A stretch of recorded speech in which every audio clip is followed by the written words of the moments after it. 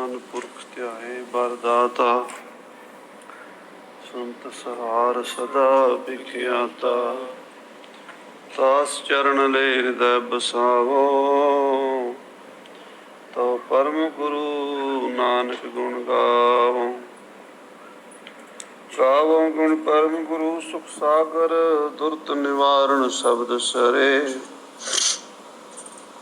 ਗਾਵੈ ਗੰਭੀਰ ਧੀਰ ਮਤ ਸਾਗਰ ਜੋਗੀ ਜੰਗਮ ਧਿਆਨ ਧਰੇ। ਗਾਵੈ ਇੰਦਰਾਦ ਭਗਤ ਪ੍ਰਹਲਾਦਕ ਆਤਮ ਰਸ ਜਿਨ ਜਾਣਿਓ। ਕਬ ਕਲ ਸੁਜਸ ਗਾਓ ਗੁਰੂ ਨਾਨਕ ਰਾਜ ਜੋਗ ਜਿਨ ਮਾਣਿਓ। ਸਗਲ ਦੁਆਰ ਕੋ ਛਾੜ ਕੇ ਗਇਓ ਤੁਹਾਰੋ ਦੁਆਰ। ਬਾਹੇ ਗਏ ਕੀ ਲਾਜ ਅਸ ਗੋਬਿੰਦ ਦਾਸ ਤੁਹਾਰ। ਸਤਨਾਮ ਸ੍ਰੀ ਵਾਹਿਗੁਰੂ ਸਾਹਿਬ ਜੀਓ। ਹਮ ਆਖਿਰ ਚੇ ਮਰਦੀ ਕੁਨੰਦ ਕਾਰ ਜਾਰ। ਕੇ ਬਰ ਚਹਿਲ ਤਨ ਆਇਦਸ ਬੇਸ਼ੁਮਾਰ।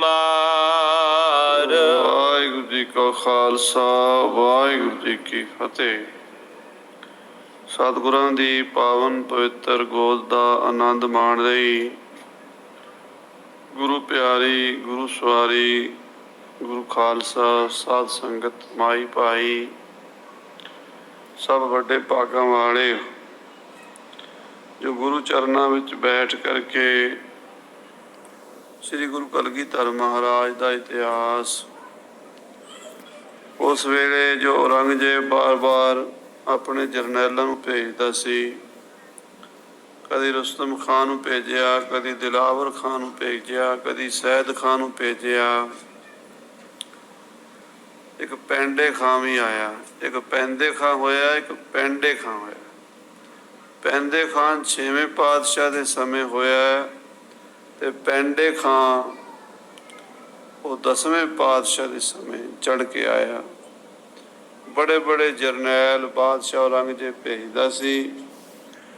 ਉਹਦਾ ਮਕਸਦ ਇੱਕੋ ਹੀ ਸੀ ਕਿ ਕਲਗੀਧਰ ਦੀ ਸੱਚ ਦੀ ਆਵਾਜ਼ ਨੂੰ ਬੰਦ ਕੀਤਾ ਜਾਵੇ ਔਰ ਸਾਰੇ ਪਾਸੇ ਇਸਲਾਮੀ ਝੰਡਾ ਚਲਾਇਆ ਜਾਵੇ।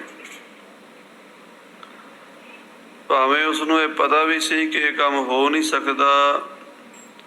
ਜੋ ਅਕਾਲ ਪੁਰਖ ਨੇ, ਵਾਹਿਗੁਰੂ ਨੇ, ਪਰਮੇਸ਼ਰ ਨੇ ਸ੍ਰਿਸ਼ਟੀ ਬਣਾਈ ਹੈ ਉਹ ਅਨੇਕ ਪ੍ਰਕਾਰ ਦੀ ਹੈ, ਕਦੀ ਵੀ ਇੱਕੋ ਜਿਹੀ ਨਹੀਂ ਹੋ ਸਕਦੀ। ਮੇਰਾ ਪ੍ਰਭ ਖੇਲ ਰਚਾਇਆ ਕੋਏ ਨਾ ਕਿਸੀ ਜਿਹਾ ਉਪਾਇਆ। ਪ੍ਰਮਾਤਮਾ ਨੇ, ਵਾਹਿਗੁਰੂ ਨੇ ਇੱਕ ਬੰਦੇ ਦਾ ਦੂਜੇ ਬੰਦੇ ਨਾਲ ਚਿਹਰਾ ਨਹੀਂ ਰਲਾਇਆ। ਜੇ ਚਿਹਰਾ ਹੈ ਤਾਂ ਵਿਚਾਰ ਨਹੀਂ ਰਲਾਏ। ਹਰ ਚੀਜ਼ ਵਿੱਚ ਮਹਾਰਾਜ ਨੇ ਫਰਕ ਪਾਇਆ ਹੋਇਆ ਹੈ। ਫਿਰ ਹਿੰਦੂ, ਮੁਸਲਮਾਨ, ਸਿੱਖ, ਈਸਾਈ, ਜੈਨੀ, ਬੋਧੀ ਜਿਤਨੇ ਮਜ਼ਹਬ ਧਰਮ ਚਲਾਏ ਨੇ, ਉਹਨਾਂ ਨੂੰ ਜੇ ਕੋਈ ਇੱਕ ਕਰਨ ਦੀ ਕੋਸ਼ਿਸ਼ ਕਰੇ ਤਾਂ ਹਵਾ 'ਚ ਤਲਵਾਰਾਂ ਮਾਰਦਾ ਪਿਆ ਮਾਰੀ ਜਾਵੇ, ਕੁਝ ਨਹੀਂ ਹੋ ਸਕਦਾ। ਅੱਜ ਵੀ ਕਈ ਸਾਡੇ ਭਰਾ ਸੰਗਤ ਦੇ ਵਿੱਚ ਪ੍ਰੇਮੀ ਚਿੰਤਾ ਕਰਨ ਲੱਗ ਜਾਂਦੇ ਆ ਜੀ, ਪੰਥ ਦਾ ਕੀ ਬਣੇਗਾ, ਖਾਲਸਾ ਪੰਥ ਦਾ ਕੀ ਹੋਵੇਗਾ। ਪੰਥ ਨੂੰ ਬੜਾ ਖਤਰਾ ਹੈ। ਖਾਲਸਾ ਜੀ 10ਵੇਂ ਪਾਤਸ਼ਾਹ ਨੇ ਇੱਕ ਬਚਨ ਲਿਖਿਆ ਰਹਿਤਨਾਮੇ 'ਚ ਆਉਂਦਾ, ਜਿਨ ਕੀ ਸਿਰਜਨ ਹਮ ਕਰੀ ਨਿਜ ਹਾਥਨ ਕੇ ਸਾਥ ਉਨਕੀ ਸਮਸਰ ਜੋ ਕਰੇ ਗਲ ਜਾਏ ਕੁਲ ਸਾਥ। ਦਸ਼ਮੇਸ਼ ਪਿਤਾ ਜੀ ਦਾ ਬਚਨ ਹੈ ਵੀ ਜਿਹੜਾ ਪੰਥ ਅਸੀਂ ਸਾਜਿਆ ਆਪਣੇ ਹੱਥਾਂ ਨਾਲ, ਜਿਹੜਾ ਇਸ ਪੰਥ ਦੀ ਬਰਾਬਰੀ ਕਰੇਗਾ ਉਹਦੀਆਂ 7 ਕੋਲਾਂ ਗਲ ਜਾਣਗੀਆਂ, ਖਤਮ ਹੋ ਜਾਏਗਾ। ਪੰਥ ਨਹੀਂ ਖਤਮ ਹੋਣਾ, ਇਹ ਤਾਂ ਮਹਾਰਾਜ ਨੇ ਆਪ ਸਾਜਿਆ ਹੈ। ਖਾਲਸਾ ਅਕਾਲ ਪੁਰਖ ਦੀ ਫੌਜ ਹੈ ਤੇ ਅਕਾਲ ਪੁਰਖ ਨੇ ਆਪ ਹੀ ਸਾਜਿਆ ਹੈ। ਸੋ ਪਿਆਰਿਓ, ਕੋਈ ਵੀ ਕਿਸੇ ਚੀਜ਼ ਦਾ ਬੀਜ ਨਾਸ ਨਹੀਂ ਹੁੰਦਾ। ਨੇਕੀ ਬਦੀ ਦੋਵੇਂ ਚਲੀਆਂ ਆਉਂਦੀਆਂ। ਫੁੱਲ ਵੀ ਜਦੋਂ ਦੀ ਦੁਨੀਆ ਬਣੀ ਹੈ ਗੁਲਾਬ ਦੇ ਮਹਿਕਦੇ ਨੇ ਤੇ ਨਾਲ ਨਾਲ ਕੰਡੇ ਵੀ ਚੁਭਦੇ ਨੇ। ਇਸੇ ਤਰ੍ਹਾਂ ਹੀ ਚੱਲਿਆ। ਨਾ ਕੋਈ ਕਿਸੇ ਦੇ ਸੁਪਨੇ ਪੂਰੇ ਹੋਏ ਵੀ ਇਹ ਹੋ ਜਾਵੇ। ਮੁਸਲਮਾਨਾਂ ਦਾ ਬਾਦਸ਼ਾਹ ਔਰੰਗਜ਼ੇਬ ਚਾਹੁੰਦਾ ਸਾਰੇ ਮੁਸਲਮਾਨ ਬਣ ਜਾਣ, ਉਹਦਾ ਸੁਪਨਾ ਨਹੀਂ ਪੂਰਾ ਹੋਇਆ। ਜੇ ਕੋਈ ਹਿੰਦੂ ਬਾਦਸ਼ਾਹ ਕਹੇ ਸਾਰੇ ਹਿੰਦੂ ਹੀ ਬਣ ਜਾਣ, ਉਹਦਾ ਵੀ ਨਹੀਂ ਪੂਰਾ ਹੋ ਸਕਦਾ। ਜੇ ਕੋਈ ਸਿੱਖ ਕਹੇ ਵੀ ਮੈਂ ਸਾਰੀ ਦੁਨੀਆ ਨੂੰ ਹੀ ਅੰਮ੍ਰਿਤ ਛਕਾ ਦੇਣਾ, ਜਿਵੇਂ ਅੱਜ ਕੱਲ੍ਹ ਸਾਡੇ ਵਿੱਚ ਇੱਕ ਦੌੜ ਲੱਗੀ ਹੋਈ ਹੈ ਵੀ ਵੱਧ ਤੋਂ ਵੱਧ ਅਸੀਂ ਅੰਮ੍ਰਿਤ ਪ੍ਰਚਾਰ ਕਰਨਾ, ਧੱਕੇ ਨਾਲ ਹੀ ਛਕਾਈ ਜਾਣਾ। ਤੇ ਕਈ ਇਹ ਲਾਲਚ ਦੇ ਕੇ ਅੰਮ੍ਰਿਤ ਛਕਾਉਂਦੇ ਵੀ ਕਕਾਰ ਫਰੀ ਦਿਆਂਗੇ, ਅੰਮ੍ਰਿਤ ਛਕ ਲਓ। ਭਲੇ ਮਾਨਸੋ, ਜਿਹੜਾ ਬੰਦਾ 100-200 ਰੁਪਈਏ ਦੇ ਕਕਾਰ ਨਹੀਂ ਖਰੀਦ ਸਕਦਾ, ਉਹ ਸਿਰ ਕੀ ਦੇਵੇਗਾ ਗੁਰੂ ਨੂੰ? ਘਰ ਹੁੰਦਿਆਂ ਸੌਂਦਿਆਂ ਇਹ ਨਹੀਂ ਵੀ ਚਲੋ ਕੋਈ ਮਸਤਾਨੀ ਫੌਜ ਹੈ ਵਿਅੰਗਮ ਹੈ, ਨਹੀਂ ਮਾਇਆ, ਉਹਨੂੰ ਕਕਾਰ ਲੈ ਕੇ ਦੇਣਾ ਮਾੜੀ ਗੱਲ ਨਹੀਂ, ਉਹ ਵੱਖਰੀ ਗੱਲ ਹੈ। ਕਿਸੇ ਕੋਲ ਕਛਹਿਰਾ ਨਹੀਂ, ਕਿਸੇ ਕੋਲ ਕਿਰਪਾਨ ਨਹੀਂ, ਉਹ ਲੈ ਦੇਣੀ ਕੋਈ ਮਾੜੀ ਗੱਲ ਨਹੀਂ ਹੈ। ਪਰ ਜੇ ਆਖੀਏ ਵੀ ਕਕਾਰ ਫਰੀ ਮਿਲ ਗਿਆ, ਅੰਮ੍ਰਿਤ ਛਕ ਲਓ, ਫਿਰ ਇਹ ਤਾਂ ਕਾਹਦਾ ਹੋਇਆ, ਕਾਹਦਾ ਇਹ ਅੰਮ੍ਰਿਤ ਹੋਇਆ? ਇਹ ਤਾਂ ਫਿਰ ਲਾਲਚ ਹੀ ਹੈ ਨਾ। ਸੋ ਖਾਲਸਾ ਜੀ, ਮਹਾਰਾਜ ਸੱਚੇ ਪਾਤਸ਼ਾਹ ਕਹਿੰਦੇ ਭਾਈ ਜਿਹੜਾ ਵੀ ਧਰਮ ਹੈ ਉਹ ਦਿਲ ਵਿੱਚੋਂ ਪੈਦਾ ਹੋਵੇ, ਭਾਵਨਾ ਬਣੇ, ਸ਼ਰਧਾ ਬਣੇ, ਵਿਸ਼ਵਾਸ ਬਣੇ, ਫਿਰ ਉਹ ਧਰਮ ਰੰਗ ਲਿਆਉਂਦਾ ਹੈ।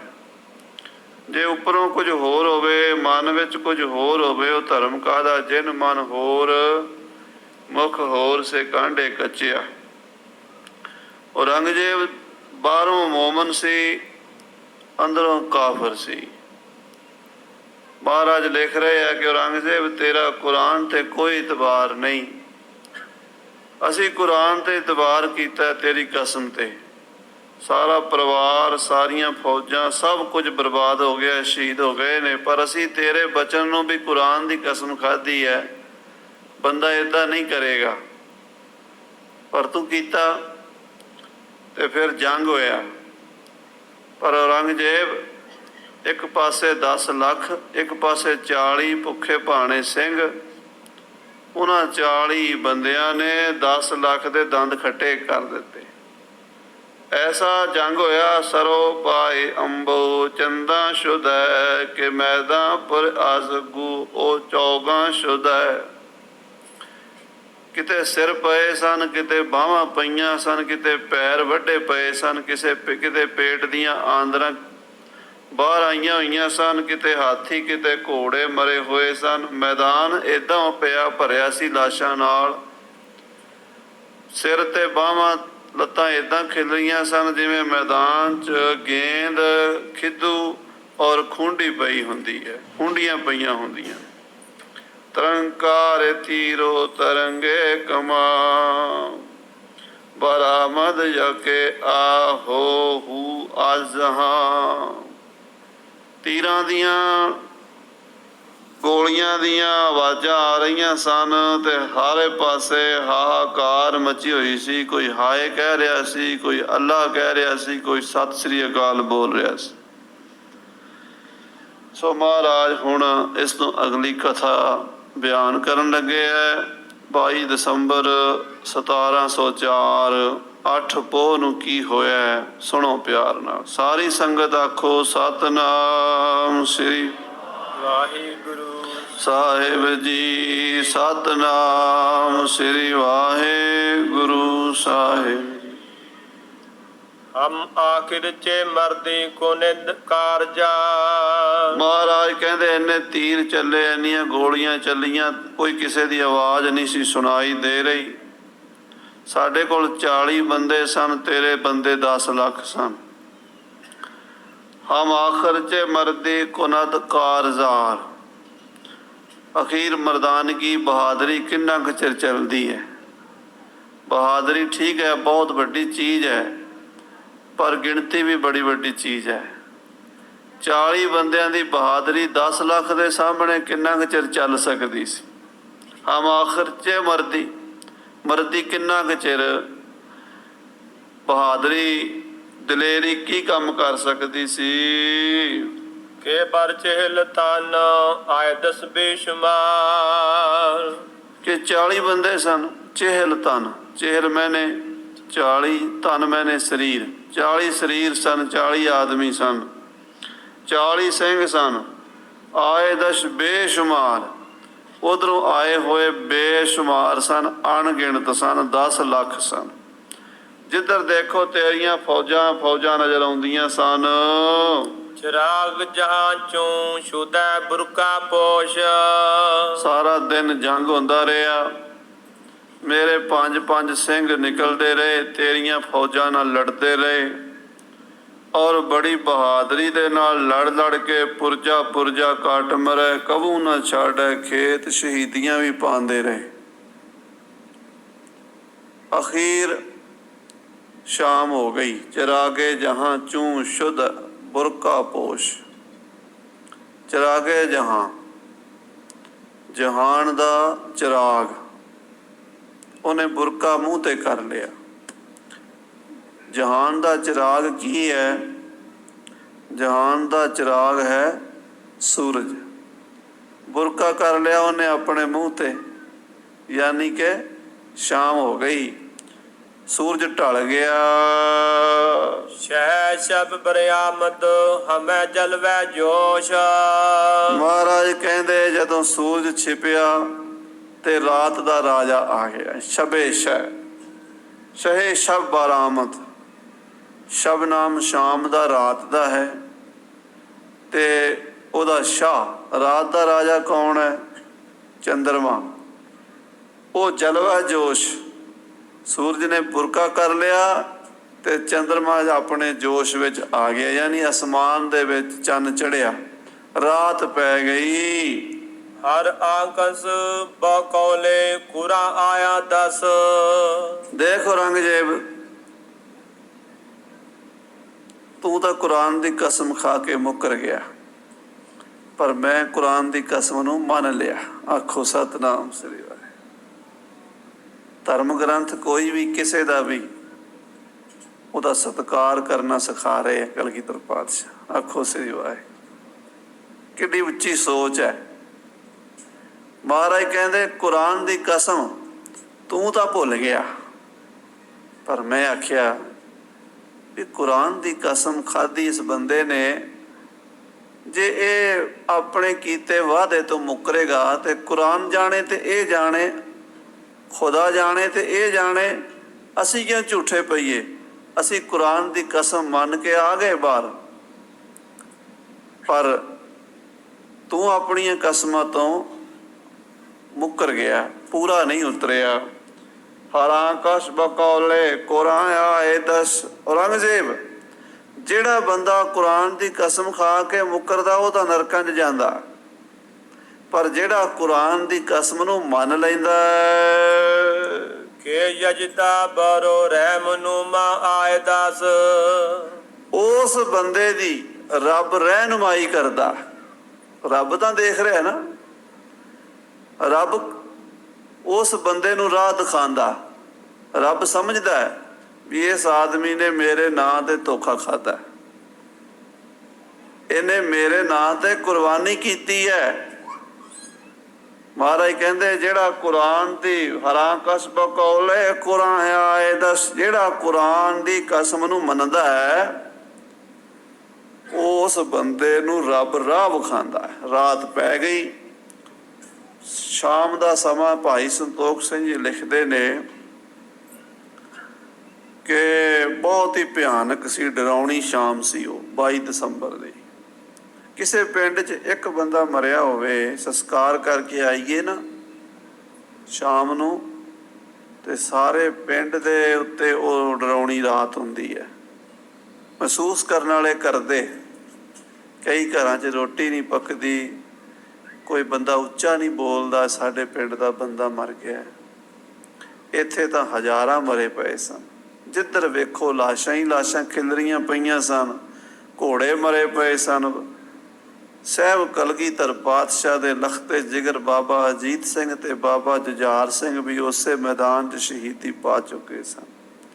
ਦੋਵੇਂ ਪਾਸੇ ਸੋਗ ਦਾ ਮਾਹੌਲ ਸੀ, ਗਮਗੀਨ ਸੀ। ਉਸ ਵੇਲੇ ਕਿਸੇ ਨੂੰ ਕੋਈ ਚੰਗਾ ਨਹੀਂ ਲੱਗਦਾ ਹੋਣਾ।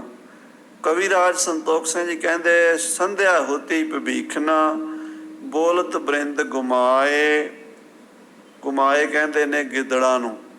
ਜਦੋਂ ਲਾਸ਼ਾਂ ਹੋਣ ਨਾ ਤੇ ਲਾਸ਼ਾਂ ਦੀ ਬਦਬੂ ਸੁੰਘ ਕੇ ਗਿੱਦੜ ਜੰਗਲਾਂ 'ਚੋਂ ਆ ਜਾਂਦੇ ਨੇ। ਕਾਹਦੇ ਵਾਸਤੇ? ਮੁਰਦਿਆਂ ਦਾ ਮਾਸ ਖਾਣ ਵਾਸਤੇ। ਇੱਲਾਂ ਆ ਜਾਂਦੀਆਂ ਨੇ ਅਸਮਾਨ ਤੋਂ ਮਾਸ ਖਾਣ ਵਾਸਤੇ। ਕੁੱਤੇ ਆ ਜਾਂਦੇ ਨੇ ਮੁਰਦਿਆਂ ਨੂੰ ਖਾਣ ਵਾਸਤੇ। ਉਹ ਜਦੋਂ ਗਿੱਦੜ, ਕੁੱਤੇ, ਇੱਲਾਂ ਤੇ ਕਾਂ ਰੌਲਾ ਪਾਉਂਦੇ ਨੇ, ਉਹ ਹੋਰ ਜ਼ਿਆਦਾ ਡਰਾਉਣਾ ਮਾਹੌਲ ਬਣ ਜਾਂਦਾ ਹੈ। ਭਾਈ ਸਾਹਿਬ ਕਹਿੰਦੇ ਨੇ, ਸੰਧਿਆ ਹੋਤੀ ਭਵੀਖਣਾ ਬੋਲਤ ਬਰਿੰਦ ਗੁਮਾਏ। ਪੰਚ ਵੀਰ ਗੁਰੂ ਤੀਰ ਹੁਤੇ ਤਿੰਨ ਕਵੀ ਨਾਮ ਸੁਣਾਏ।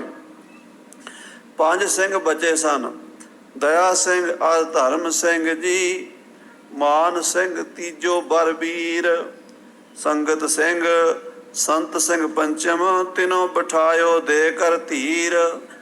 ਪੰਜ ਸਿੰਘ ਸਨ। ਰਹਿਰਾਸ ਦਾ ਪਾਠ ਕੀਤਾ। ਸਿੰਘ ਕਹਿਣ ਲੱਗੇ, ਮਹਾਰਾਜ ਆਪ ਪੰਥ ਕੇ ਮੂਲ ਹੋ, ਨਿਕਸੋ ਬਚਮਾਨ। ਸਾਡਾ ਬਚਨ ਮੰਨੋ, ਆਪ ਪੰਥ ਦੀ ਜੜ ਹੋ, ਨਿਕਲ ਜਾਓ ਗਲੀ 'ਚ। ਗੜੀ 'ਚੋਂ ਤੁਸੀਂ ਬਚ ਕੇ ਨਿਕਲ ਗਏ, ਪੰਥ ਦੁਬਾਰਾ ਹਰਾ ਭਰਾ ਹੋ ਜਾਏਗਾ। ਜਿਹੜੇ ਦਰਖਤ ਦੀ ਜੜ ਕੱਟੀ ਜਾਵੇ ਉਹ ਸੁੱਕ ਜਾਂਦਾ ਹੈ। ਤੁਸੀਂ ਪੰਥ ਦੀ ਜੜ ਹੋ। ਬਾਰ ਬਾਰ ਸਿੰਘਨ ਕੇ ਕਹਿਬੇ ਨਿਕਸਨ ਕੀ ਕਰ ਤਿਆਰੀ। ਬਾਰ ਬਾਰ ਖਾਲਸੇ ਦਾ ਇਹ ਬਚਨ ਮੰਨਣਾ ਪਿਆ। ਕਹਿਣਾ ਮੰਨ ਕੇ ਨਿਕਲਣ ਦੀ ਤਿਆਰੀ ਕੀਤੀ। ਚਾਹੇ ਖਾਲਸੇ ਦੇ ਅਬ ਟੀਕਾ ਘਾਲੀ ਘਾਲ ਉਦਾਰੀ। ਜਿਵੇਂ 9 ਸਾਲ ਦੇ ਲਗਭਗ ਗੁਰੂ ਅੰਗਦ ਦੇਵ ਜੀ ਦੀ ਸੇਵਾ ਵੇਖ ਕੇ ਗੁਰੂ ਨਾਨਕ ਸਾਹਿਬ ਨੇ ਆਖਿਆ ਸੀ, ਆ ਮੈਂ ਤੈਨੂੰ ਆਪਣਾ ਰੂਪ ਬਣਾ ਦਿਆਂ। ਤਖਤ ਤੇ ਬਿਠਾ ਕੇ ਮੱਥੇ ਤੇ ਗੁਰਿਆਈ ਦਾ ਤਿਲਕ ਲਾਇਆ, ਮੱਥਾ ਟੇਕਿਆ, 5 ਪੈਸੇ ਨਾਰੀਅਲ ਧਰ ਕੇ 3 ਪ੍ਰਕਰਮਾਂ ਕੀਤੀਆਂ। ਹੁਕਮ ਕੀਤਾ, ਅੱਜ ਤੋਂ ਬਾਅਦ ਲੈਣਾ ਮੇਰਾ ਰੂਪ ਹੋਵੇਗਾ, ਇਹਨਾਂ ਦਾ ਨਾਮ ਸ੍ਰੀ ਗੁਰੂ ਅੰਗਦ ਦੇਵ ਜੀ ਹੋਵੇਗਾ। ਗੁਰੂ ਅੰਗਦ ਦੇਵ ਜੀ ਨੇ ਉਹ ਗੁਰਤਾ ਗੱਦੀ ਦਿੱਤੀ ਸ੍ਰੀ ਗੁਰੂ ਅਮਰਦਾਸ ਜੀ ਨੂੰ। ਉਹੀ ਗੁਰਤਾ ਗੱਦੀ ਪ੍ਰਾਪਤ ਹੋਈ ਗੁਰੂ ਰਾਮਦਾਸ ਜੀ ਨੂੰ। ਉਹੀ ਆਈ ਕਲਗੀਧਰ ਪਾਤਸ਼ਾਹ ਕੋਲ। ਮਹਾਰਾਜ ਕਹਿੰਦੇ, ਅਸੀਂ ਆਪਣੀ ਜ਼ਿੰਮੇਵਾਰੀ ਖਾਲਸੇ ਨੂੰ ਸੌਂਪੀਏ। ਖਾਲਸੇ ਨੂੰ 5 ਸਿੰਘਾਂ ਨੂੰ ਗੁਰਿਆਈ ਦਾ ਤਿਲਕ ਦਿੱਤਾ। ਮਹਾਨ ਕੋਸ਼ ਵਿੱਚ ਤੇ ਪੁਰਾਣੇ ਗ੍ਰੰਥਾਂ 'ਚ ਤੁਸੀਂ ਦੇਖ ਲੈਣਾ, ਚਮਕੌਰ ਦੀ ਗੜ੍ਹੀ ਦਾ ਨਾਮ ਤਿਲਕ ਸਥਾਨ ਲਿਖਿਆ ਹੋਇਆ। ਤਿਲਕ ਸਥਾਨ ਕਿਉਂ ਕਹੇ? ਉੱਥੇ ਖਾਲਸੇ ਨੂੰ ਤਿਲਕ ਹੋਇਆ ਗੁਰਿਆਈ ਦਾ। ਮਹਾਰਾਜ 5 ਸਿੰਘਾਂ ਨੂੰ ਖੜੇ ਕਰਕੇ ਨਮਸਕਾਰ ਕੀਤੀ। ਕਹਿਣ ਲੱਗੇ, ਅੱਜ ਤੋਂ ਬਾਅਦ 5 ਸਿੰਘ ਹੋਣਗੇ, ਇਕੱਲਾ ਕੋਈ ਗੁਰੂ ਨਹੀਂ ਹੋਵੇਗਾ। ਪੰਚੋਂ ਮੈਂ ਨਿਤ ਵਰਤਤ ਮੈਂ ਹੋ, ਪੰਚ ਮਿਲੇ ਤੈਂ ਪੀਰਨ ਪੀਰ। ਮੈਂ 5 'ਚ ਵਰਤਾਂਗਾ। ਜਿੱਥੇ 5 ਹੋਣਗੇ ਉੱਥੇ ਗੁਰੂ ਨਾਨਕ ਸਾਹਿਬ ਹੋਣਗੇ, ਉੱਥੇ 10 ਪਾਤਸ਼ਾਹੀਆਂ ਹੋਣਗੀਆਂ। ਹੁਣ ਵੀ ਗੁਰੂ ਗ੍ਰੰਥ ਸਾਹਿਬ ਦੀ ਹਜ਼ੂਰੀ 'ਚ 5 ਪਿਆਰੇ ਹੀ ਅੰਮ੍ਰਿਤ ਛਕਾ ਸਕਦੇ ਆ, ਇਕੱਲਾ ਨਹੀਂ। ਹੋਏ ਤਨਖਾਹੀਆ ਬਖਸ਼ੈ ਪੰਚੋਂ। ਕੋਈ ਤਨਖਾਹੀਆ ਹੋਵੇ ਉਹਨੂੰ 5 ਸਿੰਘ ਹੀ ਤਨਖਾਹ ਲਾਣਗੇ। ਸਾਰੀ ਮਰਜ਼ਾਦਾ ਖਾਲਸੇ ਨੂੰ ਸੌਂਪ ਦਿੱਤੀ। ਬਖਸ਼ੇ ਸ਼ਸਤਰ ਜਿਗਾ ਅਰ ਕਲਗੀ, ਨਿਜ ਕਰ ਤੇ ਸਿਰ ਬੰਧਨ ਕੀਨ। ਆਪਣੇ ਸ਼ਸਤਰ ਬਸਤਰ ਜਿਗਾ ਕਲਗੀ ਤੋੜਾ ਖਾਲਸੇ ਨੂੰ ਦੇ ਦਿੱਤਾ। ਫਿਰ ਸਾਧ ਸੰਗਤ ਜੀ, ਰਾਤ ਦਾ ਸਮਾਂ ਹੋਇਆ। ਮਹਾਰਾਜ ਨੇ ਇਸ ਤਰ੍ਹਾਂ ਵੰਡ ਕੀਤੀ, ਭਾਈ ਸੰਗਤ ਸਿੰਘ ਜੀ, ਭਾਈ ਸੰਤ ਸਿੰਘ ਜੀ, ਤੁਸੀਂ ਗੜ੍ਹੀ 'ਚ ਰਹੋਗੇ। ਦੁਸ਼ਮਣ ਨੂੰ ਪਤਾ ਲੱਗਦਾ ਰਹੇ ਅੰਦਰ ਗੁਰੂ ਗੋਬਿੰਦ ਸਿੰਘ ਹੈ। ਨਗਾਰਾ ਵੱਜਦਾ ਰਵੇ, ਭੁਲੇਖਾ ਪਾ ਕੇ ਵੈਰੀ ਨੂੰ ਮਾਰਨਾ। ਅਖੀਰਲੇ ਦਮ ਤੱਕ ਤੁਸੀਂ ਯੁੱਧ ਕਰਨਾ ਹੈ। ਇੱਥੇ ਸ਼ਹੀਦੀ ਪਾਣੀ ਹੈ। ਸਾਡੇ ਨਾਲ ਜਾਣਗੇ ਭਾਈ ਦਇਆ ਸਿੰਘ ਜੀ। ਦਇਆ ਸਿੰਘ ਇੱਕ ਬੁੱਧ ਮਹਾਨ, ਇਨ ਕਰਨੇ ਹੈ ਕਾਜ ਅਨੇਕੋਂ, ਦੇਸ਼ ਵਿਦੇਸ਼ਨ ਲੋ ਲਗ ਜਾਨ। ਇਹਨੇ ਅਜੇ ਕੰਮ ਬੜੇ ਕਰਨੇ ਨੇ। ਦੇਸ਼ਾਂ ਵਿਦੇਸ਼ਾਂ 'ਚ ਔਰੰਗਜ਼ੇਬ ਨੂੰ ਇਹਨੇ ਹੀ ਜਾ ਕੇ ਮਾਰਨਾ ਹੈ। ਦੂਸਰੇ ਭਾਈ ਧਰਮ ਸਿੰਘ ਜੀ ਤੇ ਤੀਸਰੇ ਭਾਈ ਮਾਨ ਸਿੰਘ ਜੀ ਸਾਡੇ ਨਾਲ ਨਿਕਲਣੇ। ਹਜੂਰ ਪਾਤਸ਼ਾਹ ਇਹ ਮੋਰਚੇਬੰਦੀ ਕਰਕੇ ਲਗਭਗ 11-12 ਵਜੇ ਰਾਤ ਨੂੰ ਗੜ੍ਹੀ ਤੋਂ ਨਿਕਲਣ ਲੱਗੇ। ਵੱਡਾ ਦਰਵਾਜ਼ਾ ਬੰਦ ਸੀ। ਇੱਕ ਦਰਵਾਜ਼ਾ ਉਸ ਗੜ੍ਹੀ ਦੇ ਵਿੱਚ ਇੱਕ ਹਿੱਸਾ ਸੀ ਜਿਹੜਾ ਗੜ੍ਹੀ ਦਾ ਮਾਲਕ ਸੀ ਨਾ, ਉਹਦਾ ਗੜ੍ਹੀ ਦੇ ਕੇ ਰਾਜੀ ਨਹੀਂ ਸੀ। ਤੁਹਾਨੂੰ ਪਤਾ ਹੋਣਾ ਇਹ ਗੱਲ ਦਾ ਕਿ ਜਦੋਂ ਮਹਾਰਾਜ ਚਮਕੌਰ ਗਏ ਤਾਂ ਪਹਿਲਾਂ ਉੱਥੇ ਪਹੁੰਚੇ ਜਿੱਥੇ ਅੱਜ ਕੱਲ੍ਹ ਗੁਰਦੁਆਰਾ ਦਮਦਮਾ ਸਾਹਿਬ ਹੈ, ਚਮਕੌਰ ਸਾਹਿਬ ਹੈ। ਉੱਥੇ ਬਾਗ ਵਿੱਚ 10ਵੇਂ ਪਾਤਸ਼ਾਹ ਬੈਠੇ ਸੀ ਤੇ ਉੱਥੇ ਬਾਗ ਵਿੱਚ ਬੈਠਿਆਂ ਨੂੰ 5 ਸਿੰਘ ਪਿੱਛੋਂ ਆ ਕੇ ਮਿਲੇ ਸਨ। 35 ਨਾਲ ਸਨ, 5 ਪਿੱਛੋਂ ਆਏ ਸਨ। ਉਹ ਜਿਹੜੇ 5 ਪਿੱਛੋਂ ਆਏ ਸਨ ਉਹ ਜ਼ਖਮੀ ਹਾਲਤ ਵਿੱਚ ਸਨ, ਯਾਨੀ ਉਹ ਜੰਗ ਲੜ ਕੇ ਘੇਰੇ 'ਚੋਂ ਹੀ ਆਏ ਸਨ। ਉਹਨਾਂ ਨੇ ਆਉਂਦਿਆਂ ਹੀ ਮਹਾਰਾਜ ਨੂੰ ਕਿਹਾ, ਮਹਾਰਾਜ ਬਹੁਤ ਛੇਤੀ ਬਰਿੰਡੇ ਤੱਕ ਤੁਰਕਾਂ ਦੀ ਫੌਜ ਪਹੁੰਚ ਗਈ ਹੈ ਤੇ ਇੱਥੋਂ 15 ਕੁ ਮੀਲ ਹੈ, ਘੰਟੇ ਡੇਢ 'ਚ ਉਹਨਾਂ ਨੇ ਆ ਜਾਣਾ, ਹੁਣ ਹੀਲਾ ਕਰੋ। ਸਤਿਗੁਰੂ ਕਹਿੰਦੇ ਹੁਣ ਕੀ ਕਰੀਏ ਮਹਾਰਾਜ, ਜੋ ਵੀ ਕਰੋ, ਜੇ ਅੱਗੇ ਜਾਣਾ ਹੈ ਤਾਂ ਵੀ, ਜੇ ਇੱਥੇ ਰੁਕਣਾ ਤਾਂ ਵੀ, ਕੋਈ ਮੋਰਚੇਬੰਦੀ ਕਰ ਲਈਏ, ਯੁੱਧ ਕਰਕੇ ਸ਼ਹੀਦੀ ਪਾਈਏ। ਮਹਾਰਾਜ ਨੇ ਕਿਹਾ ਉਹ ਗੜ੍ਹੀ ਦਾ ਜਿਹੜਾ ਚੌਧਰੀ ਉਹਨੂੰ ਲੈ ਕੇ ਆਓ। ਭਾਈ ਦਇਆ ਸਿੰਘ ਜੀ ਗਏ, ਨਾਲ 5 ਸਿੰਘ ਹੋਰ ਗਏ। ਜਾ ਕੇ ਉਹ ਚੌਧਰੀ ਸੱਥ ਵਿੱਚ ਬੈਠਾ ਸੀਗਾ ਤੇ ਜਿਵੇਂ ਤਾਸ਼ ਖੇਡਦੇ ਨੇ ਜਾਂ ਚੌਪੜ ਖੇਡਦੇ ਨੇ ਜਾਂ ਗੱਪਾਂ ਮਾਰਦੇ ਨੇ ਪਿੰਡ ਦੇ ਲੋਕ, ਉਹ ਆਪਣੀਆਂ ਗੱਲਾਂ 'ਚ ਲੱਗੇ ਹੋਏ ਸੀ। ਸਿੰਘਾਂ ਨੇ ਜਾ ਕੇ ਆਖਿਆ, ਚੌਧਰੀ ਜੀ ਉਠੋ, ਮਹਾਰਾਜ 10ਵੇਂ ਪਾਤਸ਼ਾਹ ਆਏ ਨੇ, ਉਹ ਬੁਲਾ ਰਹੇ ਨੇ। ਮਹਾਰਾਜ ਦਾ ਨਾਂ ਸੁਣ ਕੇ ਡਰ ਗਿਆ। ਉਹਨੂੰ ਪਤਾ ਸੀ ਰੌਲਾ ਬੜਾ ਪਿਆ ਹੋਇਆ, ਜੰਗ ਚੱਲ ਰਿਹਾ, ਇੱਥੇ ਆ ਗਏ ਨੇ, ਬੜੀ ਮੁਸੀਬਤ ਹੈ। ਟਾਲਣ ਵਾਸਤੇ ਕਹਿੰਦਾ, ਜੀ ਮੈਂ ਇਸ ਵੇਲੇ ਨਹੀਂ ਜਾ ਸਕਦਾ, ਮੇਰੇ ਨਾ ਜੇਬ 'ਚ ਪੈਸੇ ਕੋਈ ਨਹੀਂ ਮੱਥਾ ਟੇਕਣ ਵਾਸਤੇ। ਭਾਈ ਦਇਆ ਸਿੰਘ ਜੀ ਕਹਿੰਦੇ, ਆ ਲੈ 5 ਮੋਹਰਾਂ, ਮੱਥਾ ਟੇਕ ਦੇਵੀਂ, ਖੜਾ ਹੋ। ਕਹਿੰਦਾ ਨਹੀਂ, ਮੈਂ ਬਗਾਨੀ ਮਾਇਆ ਲੈ ਕੇ ਕਾਹਨੂੰ ਮੱਥਾ ਟੇਕਣਾ। ਭਾਈ ਸਾਹਿਬ ਨੇ ਇਸ਼ਾਰਾ ਕੀਤਾ ਵੀ ਇਹ ਸਿੱਧੀ ਉਂਗਲ ਨਾਲ ਘਿਓ ਨਹੀਂ ਨਿਕਲਣਾ। ਉਹਨਾਂ ਸਿੰਘਾਂ ਨੇ ਜਾ ਕੇ ਬਾਹੋਂ ਫੜ ਲਿਆ, ਲੈ ਆਏ ਸਤਿਗੁਰਾਂ ਕੋਲ। ਮਹਾਰਾਜ 10ਵੇਂ ਪਾਤਸ਼ਾਹ ਕਹਿੰਦੇ, ਹਾਂ ਚੌਧਰੀ ਗੜ੍ਹੀ ਛੱਡਣੀ ਹੈ ਕਿ ਕਿਵੇਂ ਕਰਨਾ। ਕਹਿੰਦਾ ਜੀ ਕੱਚੀ ਗੜ੍ਹੀ ਹੈ, ਮਾਮੂਲੀ ਘਰ ਹੈ, ਗੜ੍ਹੀ ਥੋੜ੍ਹਾ ਹੈ, ਮੇਰਾ ਘਰ ਹੈ, ਤੁਸੀਂ ਇਹਦੇ ਵਿੱਚ ਕੀ ਕਰ ਲਓਗੇ, ਕਿੰਨਾ ਚਿਰ ਲੜ ਲਓਗੇ, ਕਿਤੇ ਅੱਗੇ ਲੰਘ ਜਾਓ। ਸਤਿਗੁਰੂ ਕਹਿੰਦੇ ਨਹੀਂ, ਜਿਸ ਜਾ ਪੇ ਆਣਾ ਥਾ ਠਿਕਾਣਾ ਇਹ ਉਹੀ ਹੈ, ਹੁਣ ਤਾਂ ਇੱਥੇ ਹੀ ਆਉਣਾ ਸੀ, ਇਹੀ ਸਾਡਾ ਟਿਕਾਣਾ। ਚਲੋ ਵੀ ਖਾਲਸਾ ਜੀ, ਤੁਰੋ। ਸਿੰਘ ਘੋੜਿਆਂ ਤੇ ਸਵਾਰ ਹੋ ਗਏ, ਪਾਤਸ਼ਾਹ ਵੀ ਘੋੜੇ ਤੇ ਸਵਾਰ ਹੋਏ। ਚਮਕੌਰ ਸਾਹਿਬ ਨੂੰ ਜਿਹੜਾ ਕਤਲਗੜ੍ਹ ਵਾਲਾ ਰਸਤਾ ਹੈ ਉਹਦੇ ਨਾਲ ਛੋਟੀਆਂ ਛੋਟੀਆਂ ਗਲੀਆਂ ਨੇ। ਪਾਤਸ਼ਾਹ ਗਲੀ 'ਚ ਜਾ ਰਹੇ ਸੀਗੇ, ਇੱਕ ਮਾੜੂਆ ਜਿਹਾ ਬੰਦਾ ਟੁੱਟੀ ਜੀ ਮੰਜੀ ਤੇ ਬੈਠਾ ਖੜਾ ਹੋ ਗਿਆ। ਮਹਾਰਾਜ ਅੱਜ ਇਹਨੂੰ ਫੜੀ ਜਾਂਦੇ ਹੋ ਨਾ, ਇਹ ਮੇਰਾ ਭਰਾ ਹੈ ਵੱਡਾ, ਮਾਂ ਜਾਇਆ ਭਰਾ ਹੈ ਪਰ ਦੁਸ਼ਮਣਾਂ ਤੋਂ ਭੈੜਾ। ਮਹਾਰਾਜ ਅੱਧਾ ਇਸ ਗੜੀ 'ਚ ਮੇਰਾ ਹਿੱਸਾ, ਇਸ ਪਿਓ ਦੇ ਪੁੱਤ ਨੇ ਮੈਨੂੰ ਮਸੀਂ 2 ਕਮਰੇ ਦਿੱਤੇ ਨੇ, ਉਹ ਵੀ ਤੂੜੀ ਵਾਲੇ ਪਰਲੇ ਪਾਸੇ, ਉਹਨਾਂ 'ਚ ਮੇਰਾ ਸਾਰਾ ਪਰਿਵਾਰ ਗੁਜ਼ਾਰਾ ਕਰਦਾ, ਬਾਕੀ ਇਹ ਸਾਰੀ ਗੜੀ ਇਕੱਲਾ ਸਾਂਭੀ ਬੈਠਾ। ਉਹਦੇ ਪਰਿਵਾਰ ਵਾਲਿਆਂ ਨੇ ਅੰਦਰੋਂ ਦਰਵਾਜ਼ੇ ਬੰਦ ਕਰ ਲਏ ਵੀ ਘੋੜਿਆਂ ਤੇ ਫੌਜ ਆ ਰਹੀ, ਅੰਦਰ ਵੜਨਗੇ। ਉਹਨਾਂ ਨੇ ਫਟਾਫਟ ਵੱਡਾ ਗੇਟ ਜਿਹੜਾ ਸੀ ਗੜੀ ਦਾ ਉਹ ਬੰਦ ਕਰ ਦਿੱਤਾ। ਉਹ ਕਹਿੰਦਾ, ਮਹਾਰਾਜ ਤੁਸੀਂ ਫਿਕਰ ਨਾ ਕਰੋ, ਮੇਰੇ ਘਰ ਵੱਲੋਂ ਆ ਜਾਓ, ਅੰਦਰ ਵੜ ਜਾਓ। ਉਹਦੇ ਘਰ ਵੱਲ ਗਏ ਤੇ ਕਵੀਰਾਜ ਭਾਈ ਸੰਤੋਖ ਸਿੰਘ ਜੀ ਲਿਖਦੇ ਆ ਵੀ ਉਹਦੇ 2 ਹੀ ਕਮਰੇ ਸੀਗੇ। ਉਹਨਾਂ 2 ਕਮਰਿਆਂ ਦੇ ਵਿੱਚੋਂ ਇੱਕ ਛੋਟੀ ਜਿਹੀ ਭਿੱਤੀ ਜੀ ਜਿਹਦੇ 'ਚ ਬੰਦਾ ਟੱਪ ਕੇ ਅੰਦਰ ਜਾ ਸਕਦਾ, ਯਾਨੀ ਬੰਦਾ ਛਾਲ ਮਾਰ ਕੇ ਅੰਦਰ ਜਾ ਸਕਦਾ, ਉਹ ਉਹਨੇ ਖੋਲ ਦਿੱਤੀ। ਕਈ ਸਮਿਆਂ ਦੀ ਉਹ ਬੰਦ ਸੀਗੀ, ਛੋਟਾ ਜਿਹਾ ਦਰਵਾਜ਼ਾ ਸੀਗਾ।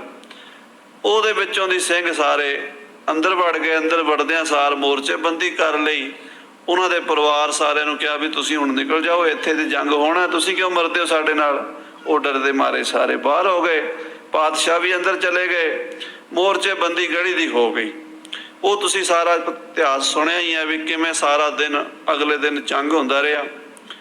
ਜਦੋਂ ਇਹ ਟਾਈਮ ਆਇਆ ਦੂਸਰੀ ਰਾਤ ਦਾ, ਜਿਹੜਾ ਹੁਣ ਮਹਾਰਾਜ ਲਿਖ ਰਹੇ ਆ ਵੀ ਸ਼ਬੇ ਸ਼ਬ ਬਰਾਮਦ ਹਮੈ ਜ਼ਲਵਾ ਜੋਸ਼, ਕਿ ਚੰਦਰਮਾ ਰਾਤ ਨੂੰ ਚੜ੍ਹਿਆ, ਭਾਵ ਕਿ ਉਹ ਸਮਾਂ ਜਿਹੜਾ ਗੁਰੂ ਸਾਹਿਬ ਨੇ ਗੜੀ ਛੱਡਣੀ ਸੀ। ਉਹ ਟਾਈਮ ਆਇਆ ਤਾਂ ਜਿਹੜਾ ਮੇਨ ਦਰਵਾਜ਼ਾ ਸੀ ਉਧਰੋਂ ਤਾਂ ਨਿਕਲਣ ਦਾ ਕੋਈ ਰਾਹ ਬਣਦਾ ਨਹੀਂ ਸੀ, ਕਿਉਂਕਿ ਸਾਹਮਣੇ ਦੁਸ਼ਮਣ ਬੰਦੂਕਾਂ ਲੈ ਕੇ ਬੈਠੇ ਸਨ। ਕੋਈ ਵੀ ਗੜੀ ਦਾ ਦਰਵਾਜ਼ਾ ਖੁੱਲੇਗਾ, ਹਰਕਤ ਹੋਏਗੀ, ਗੋਲੀਆਂ ਚਲਾਣਗੇ। ਪਿਛਲੇ ਦਰਵਾਜ਼ੇ ਥਾਣੀ ਬਾਹਰ ਜਾਣਾ ਸੀਗਾ।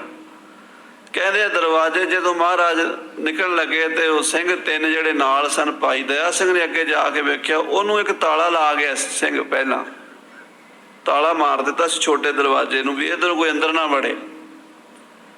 ਉਹ ਤਾਲਾ ਜਿਹੜੇ ਸਿੰਘ ਨੇ ਮਾਰਿਆ ਸੀ, ਉਹ ਚਾਬੀ ਆਪਣੀ ਜੇਬ 'ਚ ਲੈ ਕੇ ਸ਼ਹੀਦ ਹੋ ਗਿਆ ਸੀ। ਉਹ ਹੁਣ ਤਾਲਾ ਉਦਾਂ ਹੀ, ਤਾਲਾ ਵੀ ਬੜਾ ਮੋਟਾ, ਪੁਰਾਣੇ ਤਾਲੇ ਤੁਸੀਂ ਵੇਖਿਆ ਹੋਣਾ, ਰੋਪੜੀ ਤਾਲੇ ਕਹਿੰਦੇ ਸੀ ਉਹਨਾਂ ਨੂੰ, ਵੱਡੇ ਵੱਡੇ ਹੁੰਦੇ ਸੀ। ਭਾਈ ਦਇਆ ਸਿੰਘ ਕਹਿੰਦੇ ਮਹਾਰਾਜ ਤਾਲਾ ਵੱਜਾ ਹੈ। ਪਾਤਸ਼ਾਹ ਕਹਿੰਦੇ ਪਰੇ ਹਟ। ਹਨੇਰਾ ਸੀਗਾ, ਹਨੇਰੇ 'ਚ ਜਾ ਕੇ ਹਜੂਰ ਨੇ ਵੇਖਿਆ, ਉਹਨੂੰ ਟਟੋਲਿਆ, ਟਟੋਲ ਕੇ ਤੇ ਸੱਜੀ ਲੱਤ ਦੀ ਅੱਡੀ ਮਾਰੀ ਸੱਚੇ ਪਾਤਸ਼ਾਹ ਨੇ ਬੜੇ ਜ਼ੋਰ ਦੇ ਨਾਲ। ਮਹਾਰਾਜ ਨੇ ਜਦੋਂ ਜ਼ੋਰ ਨਾਲ ਲੱਤ ਮਾਰੀ, ਪੈਰ ਮਾਰਿਆ, ਤਾਲਾ ਟੁੱਟ ਗਿਆ। ਤਾਲਾ ਹੌਲੇ ਜੀ ਖੋਲ ਕੇ ਹਜੂਰ ਨੇ ਬਾਹਰੋਂ ਨਿਗਾਹ ਮਾਰੀ, ਤੁਰਕਾਂ ਦੀ ਥਾਂ ਥਾਂ ਤੇ ਫੌਜ ਫਿਰ ਰਹੀ ਸੀ, ਜਾਗਦੇ ਰਹੋ, ਸਾਵਧਾਨ, ਪਹਿਰਾ।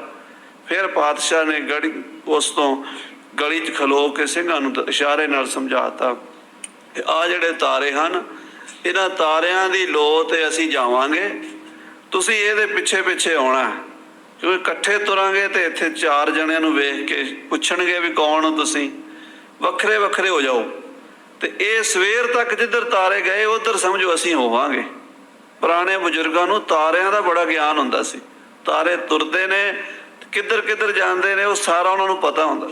ਮਹਾਰਾਜ ਕਹਿੰਦੇ ਇਹਨਾਂ ਤਾਰਿਆਂ ਦੀ ਲੋ ਦਾ ਹਿਸਾਬ ਰੱਖਣਾ।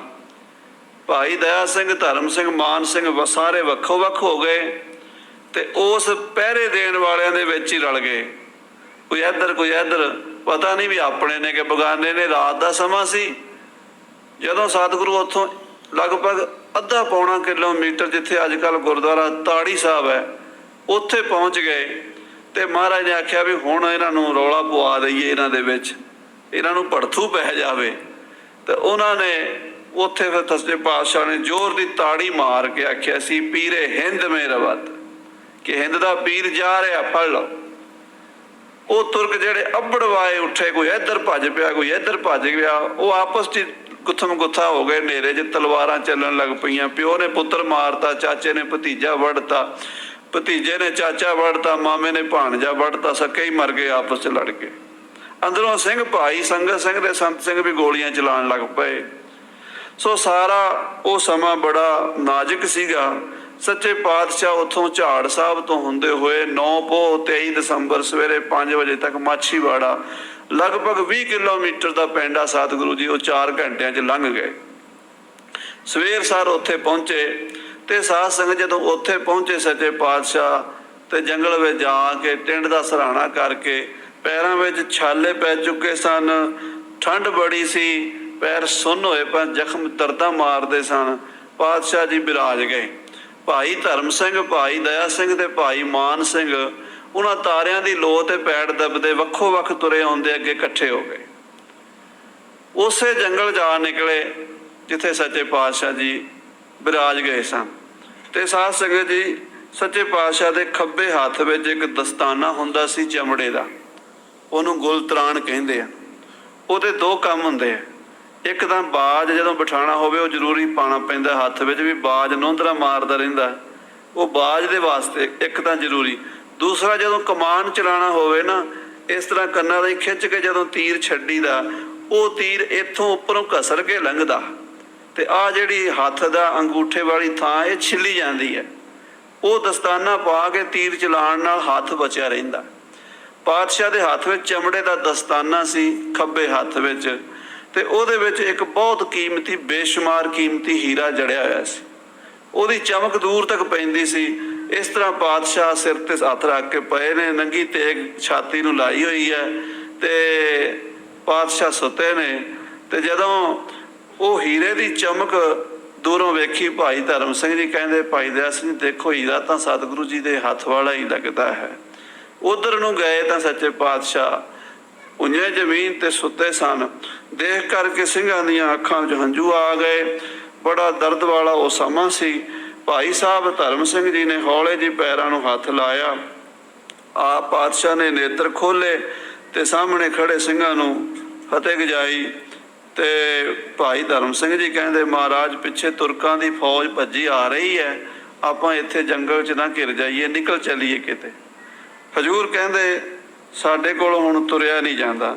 ਬੈਠ ਗਏ ਪਰ ਜਿਹੜੇ ਪੈਰ ਸਨ ਉਹ ਜ਼ਮੀਨ ਤੇ ਨਹੀਂ ਲੱਗਦੇ ਸਨ, ਲਹੂ ਲੁਹਾਨ ਹੋਏ ਪਏ ਸਨ। ਹਜ਼ੂਰ ਨੇ ਕਿਹਾ, ਸਿੰਘਾਂ ਨੇ ਕਿਹਾ ਖੜੇ ਤਾਂ ਹੋਵੋ। ਭਾਈ ਦਇਆ ਸਿੰਘ ਤੇ ਮਾਨ ਸਿੰਘ ਨੇ ਸਹਾਰਾ ਲਾ ਕੇ ਖੜੇ ਕੀਤਾ, ਪਰ ਜਦੋਂ ਜ਼ਮੀਨ ਤੇ ਚਰਨ ਲਾਉਣ ਲੱਗੇ ਉਹ ਪੈਰ ਜ਼ਮੀਨ ਤੇ ਸਹਾਰਾ ਨਹੀਂ ਦੇ ਸਕੇ। ਕਹਿੰਦੇ ਸਾਡੇ ਤੋਂ ਨਹੀਂ ਤੁਰਿਆ ਜਾਂਦਾ। ਤਾਂ ਭਾਈ ਮਾਨ ਸਿੰਘ ਜੀ ਨੇ ਮੋਢੇ ਤੇ ਚੁੱਕ ਲਿਆ ਤੇ ਮੋਢੇ ਤੇ ਚੁੱਕ ਕੇ ਗੁਲਾਬੇ ਮਸੰਦ ਦੇ ਬਾਗ ਵਿੱਚ, ਉੱਥੇ ਖੂਹ ਚੱਲ ਰਿਹਾ ਸੀਗਾ, ਅੱਜ ਵੀ ਖੂਹ ਹੈ, ਹਲਟ ਚੱਲਦਾ ਸੀ, ਉੱਥੇ ਪਾਤਸ਼ਾਹ ਨੂੰ ਲਾ ਕੇ ਜਲ ਪਾਣੀ ਛਕਾਇਆ। ਜਦੋਂ ਜਲ ਛਕਿਆ ਤੇ ਉਹਦਾ ਜਿਹੜਾ ਨੌਕਰ ਸੀ ਗੁਲਾਬੇ ਦਾ, ਉਹਨੇ ਦੇਖਿਆ ਵੀ ਓਪਰੇ ਬੰਦੇ ਹਨ, ਕੌਣ ਹਨ, ਸ਼ਸਤਰ ਪਾਏ ਹੋਏ, ਨੀਲਾ ਬਾਣਾ ਸਜਾਇਆ ਆ, ਤੇ ਕਿਤੇ ਕਿਤੇ ਜ਼ਖਮਾਂ ਦੇ ਵੀ, ਖੂਨ ਦੇ ਛੱਟਿਆਂ ਦੇ ਵੀ ਨਿਸ਼ਾਨ ਹਨ। ਇਹ ਹੋਵੇ ਨਾ ਤਾਂ ਆਨੰਦਪੁਰ ਵਾਲਾ ਗੁਰੂ ਹੀ ਜਾਂ ਉਹਦੇ ਬੰਦੇ। ਉਹ ਭੱਜ ਕੇ ਗਿਆ ਤੇ ਗੁਲਾਬੇ ਨੂੰ ਕਹਿਣ ਲੱਗਾ, ਚੌਧਰੀ ਜੀ ਆਪਣੇ ਖੂਹ ਦੇ ਉੱਤੇ ਓਪਰੇ ਬੰਦੇ ਆਏ ਹਨ, 4 ਹਨ, ਉਹਨਾਂ ਚੋਂ ਇੱਕ ਤਾਂ ਬੈਠੇ ਹਨ, 3 ਖੜੇ ਹਨ, ਤੇ ਲੱਗਦੇ ਏਦਾਂ ਹੀ ਹਨ ਜਿਵੇਂ ਤੁਸੀਂ ਕਹਿੰਦੇ ਹੁੰਦੇ ਹੋ ਵੀ ਤੁਹਾਡੇ ਗੁਰੂ ਆਨੰਦਪੁਰ ਵਾਲੇ ਹਨ। ਤਾਂ ਦਿਨ ਚੜ੍ਹਨ ਵਾਲਾ ਸੀ। ਗੁਲਾਬਾ ਦੌੜਿਆ ਆਇਆ, ਆ ਕੇ ਵੇਖਿਆ ਸੱਚੇ ਪਾਤਸ਼ਾਹ ਦੇ ਪੈਰਾਂ 'ਚੋਂ ਲਹੂ ਵਗ ਰਿਹਾ ਔਰ ਸਿੰਘ ਵੀ ਥੱਕੇ ਟੁੱਟੇ ਹਨ। ਤੇ ਕਹਿਣ ਲੱਗਾ ਮਹਾਰਾਜ ਇੱਥੇ ਤਾਂ ਦੁਸ਼ਮਣ ਦੀ ਫੌਜ ਹੈ, ਕੋਈ ਹੋਰ ਵੇਖ ਲਏਗਾ, ਤੁਸੀਂ ਮੇਰੇ ਘਰ ਚੱਲੋ। ਤੋ ਲੈ ਗਿਆ ਚੁਬਾਰੇ ਵਿੱਚ। ਜਦੋਂ ਚੁਬਾਰੇ ਵਿੱਚ ਲੈ ਗਿਆ ਉੱਥੇ ਸਤਿਗੁਰੂ 3 ਦਿਨ ਰਹੇ, ਉੱਥੋਂ ਫਿਰ ਅੱਗੇ ਚਾਲਾ ਮਾਰਿਆ। ਸੋ ਮਹਾਰਾਜ ਦਾ ਉਹ ਸਮਾਂ ਹੁਣ ਮਹਾਰਾਜ ਬਿਆਨ ਕਰ ਰਹੇ ਹੈ ਔਰੰਗਜ਼ੇਬ ਨੂੰ। ਕਹਿੰਦੇ ਚਿਰਾਗ ਜਹਾਂ ਚੂੰ ਸ਼ੁੱਧ ਹੈ ਬੁਰਕਾ ਪੋਸ਼। ਜਦੋਂ ਜਹਾਨ ਦਾ ਚਿਰਾਗ ਸੂਰਜ ਛਿਪ ਗਿਆ ਤੇ ਸ਼ਹੇ ਸ਼ਬ ਬਰਾਮਦ ਹਮੈ ਜਲਵਾ ਜੋਸ਼। ਚੰਦਰਮਾ ਰਾਤ ਨੂੰ ਚੜ ਗਿਆ, ਰਾਤ ਪੈ ਗਈ। ਨਾ ਪੇਚੀਦਾ ਮੂਵੇ ਨਾ ਰਚਿੰਦਾ ਤਨ। ਤੇ ਮੇਰਾ ਖੁਦਾ, ਮੇਰਾ ਵਾਹਿਗੁਰੂ ਮੇਰੇ ਰਸਤੇ ਦੱਸਣ ਵਾਲਾ ਬਣ ਗਿਆ। ਆਖੋ ਸ੍ਰੀ ਵਾਹਿਗੁਰੂ। ਉਹ ਸਮੇਂ ਸਾਧ ਸੰਗਤ ਜੀ ਚਿੜੀ ਵੀ ਪਰ ਮਾਰ ਕੇ ਚਮਕੌਰ ਤੋਂ ਨਹੀਂ ਸੀ ਲੰਘ ਸਕਦੀ। ਜਿੱਥੇ 10 ਲੱਖ ਬੰਦਾ ਜਾਨ ਦਾ ਵੈਰੀ ਹੋਵੇ, ਉੱਡ ਕੇ ਜਾਣਾ ਵੀ ਮੁਸ਼ਕਿਲ ਸੀ। ਪਰ 10ਵੇਂ ਪਾਤਸ਼ਾਹ ਕਹਿੰਦੇ ਸਾਡਾ ਅਕਾਲ ਪੁਰਖ, ਕਿਉਂਕਿ ਅਸੀਂ ਤੇਰੀ ਕਸਮ, ਕੁਰਾਨ ਦੀ ਕਸਮ ਤੇ ਇਤਬਾਰ ਕੀਤਾ ਸੀ ਕਿ ਜੈਦਾਂ ਬਰੋ ਰਹਿਨੁਮਾ ਆਏ ਦਿਸ। ਰਹਿਨੁਮਾ ਦਾ ਮਤਲਬ ਹੁੰਦਾ ਰਾਹ ਦੱਸਣ ਵਾਲਾ। ਉਹ ਰੱਬ ਪਰਮਾਤਮਾ ਰਹਿਨੁਮਾ ਬਣ ਗਿਆ, ਉਹਨੇ ਰਾਹ ਸਾਫ਼ ਕਰ ਦਿੱਤੇ। ਅਸੀਂ ਨਿਕਲ ਗਏ। ਨਾ ਪੇਚੀ ਦਾ ਮੂਏ, ਮੇਰੇ ਮੂਏ ਕਹਿੰਦੇ ਰੋਮ ਨੂੰ, ਵਾਲ, ਕੇਸ, ਮੇਰੇ ਇੱਕ ਵਾਲ ਦਾ ਵੀ ਨੁਕਸਾਨ ਨਹੀਂ ਕਰ ਸਕੀ 10 ਲੱਖ ਫੌਜ। ਆਖੋ ਸਤਿਨਾਮ ਸ੍ਰੀ। ਨਾ ਪੇਚੀ ਦਾ ਮੂਏ, ਯਾਨੀ ਮੇਰਾ ਵਾਲ ਵੀ ਵਿੰਗਾ ਨਹੀਂ ਕਰ ਸਕੇ। ਕਹਿ ਦਿੰਦੇ ਵਾਲ ਵਿੰਗਾ ਨਹੀਂ ਕਰ ਸਕੇ। ਵਿੱਚ ਕਰਤਾ ਪੁਰਖ ਖਲੋਆ, ਵਾਲ ਨਾ ਵਿੰਗਾ ਹੋਆ। ਮੂਏ ਕਹਿੰਦੇ ਕੇਸਾਂ ਨੂੰ, ਰੋਮਾਂ ਨੂੰ। ਮੇਰਾ ਰੋਮ ਵੀ ਨਹੀਂ, ਮੇਰਾ ਵਾਲ ਵੀ ਨਹੀਂ ਵਿੰਗਾ ਕਰ ਸਕੇ। ਨਾ ਰੰਜੀ ਦਹ ਤਨ ਮੈਨੇ ਸਰੀਰ, ਮੇਰੇ ਸਰੀਰ ਨੂੰ ਕੋਈ ਰੰਜੀਦਾ ਭਾਵ ਦੁੱਖ ਰੰਜ ਨਹੀਂ ਦੇ ਸਕੇ। ਕਿ ਬੇਰੁੰ ਖੁਦਾ ਵਰਦ ਦੁਸ਼ਮਨ ਸ਼ਿਕਨ। ਦੁਸ਼ਮਣਾਂ ਨੂੰ ਮਾਰ ਕੇ ਮੈਨੂੰ ਖੁਦਾ ਕੱਢ ਲਿਆਇਆ। ਜਿਵੇਂ ਮੱਖਣ ਚੋਂ ਵਾਲ ਕੱਢੀਦਾ, 10 ਲੱਖ ਫੌਜ ਦੇ ਘੇਰੇ ਚੋਂ ਮੈਨੂੰ ਵਾਹਿਗੁਰੂ ਨੇ ਏਦਾਂ ਕੱਢਿਆ ਜਿਵੇਂ ਮੱਖਣ ਚੋਂ ਵਾਲ ਕੱਢੀਦਾ। ਲੈ ਆਇਆ ਵਾਹਿਗੁਰੂ। ਉਹਨੇ ਦੁਸ਼ਮਣਾਂ ਨੂੰ ਆਪਸ ਦੇ ਹੱਥਾਂ ਬਾਹਾਂ ਦੀ ਪਾ ਦਿੱਤੀ। ਉਹ ਲੜਨ ਲੱਗ ਪਏ, ਆਪਸ 'ਚ ਹੀ ਲੜਨ ਲੱਗ ਪਏ। ਆਪਸ 'ਚ ਉਹਨਾਂ ਨੂੰ ਕੋਈ ਸਮਝ ਨਹੀਂ ਆਈ ਵੀ ਕਿਹਨੂੰ ਮਾਰ ਰਹੇ ਆ ਤੇ ਕੀ ਕਰ ਰਹੇ ਆ। ਤੇ ਅਕਾਲ ਪੁਰਖ ਸਾਨੂੰ ਲੈ ਆਇਆ। ਨੈਦਾਨਮ ਕੇ ਈ ਮਰਦ ਪੈਮਾ ਸ਼ਿਕਨ। ਮਹਾਰਾਜ ਕਹਿੰਦੇ ਅਸੀਂ ਨਹੀਂ ਸੀ ਜਾਣਦੇ ਵੀ ਤੂੰ ਇੰਨਾ ਈਮਾਨ ਤੋਂ ਗਿਰਿਆ ਘਟੀਆ ਇਨਸਾਨ ਹੋਵੇਗਾ। ਇਹ ਬੰਦਾ ਇਹੋ ਜਿਹਾ ਘਟੀਆ ਹੋਵੇਗਾ ਬਈ ਕਸਮਾਂ ਖਾ ਕੇ, ਸਹੁੰ ਖਾ ਕੇ ਰੱਬ ਦੀ, ਖੁਦਾ ਦੀ, ਮੁਹੰਮਦ ਦੀ ਮੁੱਕਰ ਜਾਏਗਾ। ਕਿ ਦੌਲਤ ਪਰਸਤ ਕੇ ਉਮਾ ਭਿਗਨ। ਅਸੀਂ ਇਹ ਵੀ ਨਹੀਂ ਸੀ ਸਮਝਦੇ ਵੀ ਤੂੰ ਐਡਾ ਦੌਲਤ ਪਰਸਤ ਹੋਏਗਾ। ਉਹਨੂੰ ਲਾਹਨਤਾਂ ਪਾ ਰਹੇ ਮਹਾਰਾਜ, ਉਹਨੂੰ ਝੰਜੋੜ ਰਹੇ ਹੈ। ਜਾਣਦੇ ਤਾਂ ਸਭ ਕੁਛ ਹੈ, ਪਰ ਇੱਕ ਗੱਲ ਕਹਿਣ ਦਾ ਤਰੀਕਾ ਹੁੰਦਾ ਨਾ। ਜਿਵੇਂ ਆਪਾਂ ਕਹਿੰਦੇ ਮੈਂ ਨਹੀਂ ਸੀ ਯਾਰ ਸਮਝਦਾ ਵੀ ਤੂੰ ਐਡਾ ਘਟੀਆ ਹੋਏਗਾ, ਇਹ ਗੱਲ ਕਹਿਣ ਦਾ। ਮਹਾਰਾਜ ਕਹਿੰਦੇ ਨਾ ਦਾਨਮ ਕਈ ਮਰਦੇ ਪੈਮਾ ਸ਼ਿਕਨ, ਮੈਂ ਕੀ ਜਾਣਾ ਵੀ ਤੂੰ ਐਡਾ ਘਟੀਆ ਹੈ, ਈਮਾਨ ਤੋਂ ਗਿਰਿਆ ਹੋਇਆ, ਆਪਣੇ ਕੀਤੇ ਹੋਏ ਬਚਨਾਂ ਤੋਂ ਮੁੱਕਰਨ ਵਾਲਾ ਹੈ ਕਿ ਦੌਲਤ ਪਰਸਤੋ ਈਮਾ ਫਿਕਨ, ਦੌਲਤ ਨੂੰ ਇੰਨਾ, ਪੈਸੇ ਨੂੰ ਪਿਆਰ ਕਰਦਾ, ਆਪਣੇ ਰਾਜ ਨੂੰ, ਆਪਣੀ ਸੱਤਾ ਨੂੰ ਇੰਨਾ ਮੋਹ ਕਰਦਾ, ਆਪਣੀ ਤਾਕਤ ਦੇ ਨਸ਼ੇ 'ਚ ਇੰਨਾ ਚੂਰ ਹੈ ਕਿ ਈਮਾਨ ਨੂੰ ਪਰੇ ਹੀ ਸੁੱਟ ਦਿੱਤਾ, ਧਰਮ ਦੀਆਂ ਸਹੁੰਆਂ ਖਾ ਕੇ ਮੁੱਕਰ ਗਿਆ।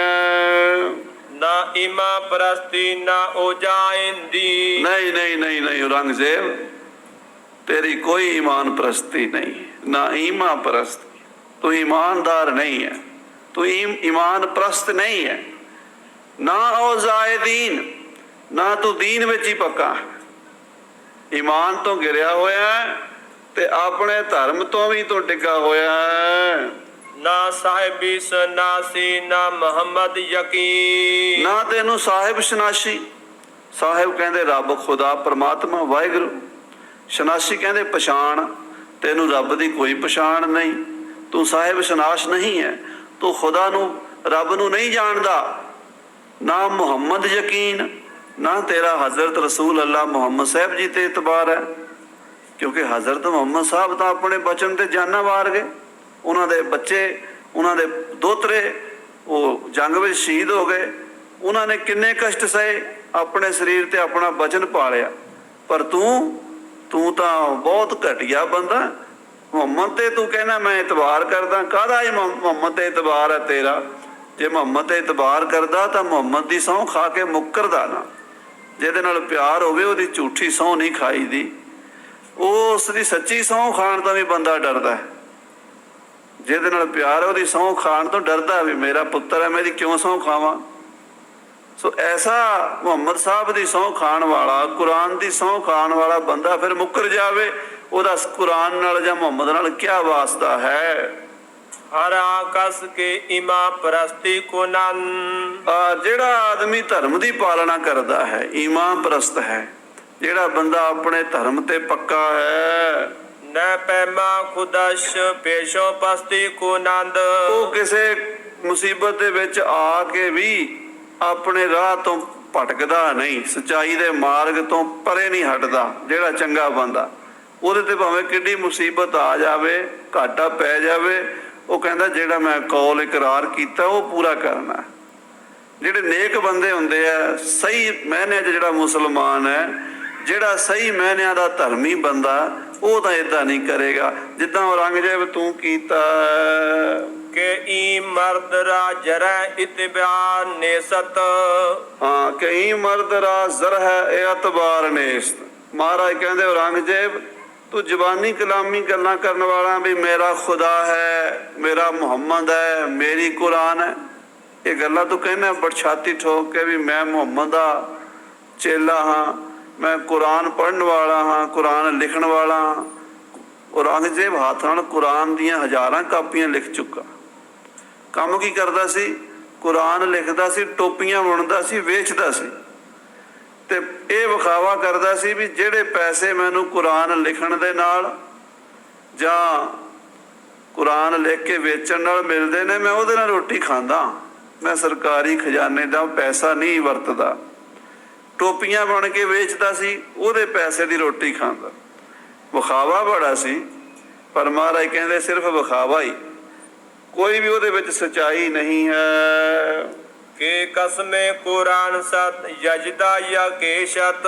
ਨਾ ਤੇ ਕੁਰਾਨ ਕਸਮ ਤੇਰੀ ਸੱਚੀ ਹੈ, ਨਾ ਤੂੰ ਜੋ ਇਹ ਗੱਲ ਕਹਿੰਦਾ ਵੀ ਖੁਦਾ ਇੱਕ ਹੈ, ਇਹ ਗੱਲ ਵੀ ਸੱਚੀ ਨਹੀਂ।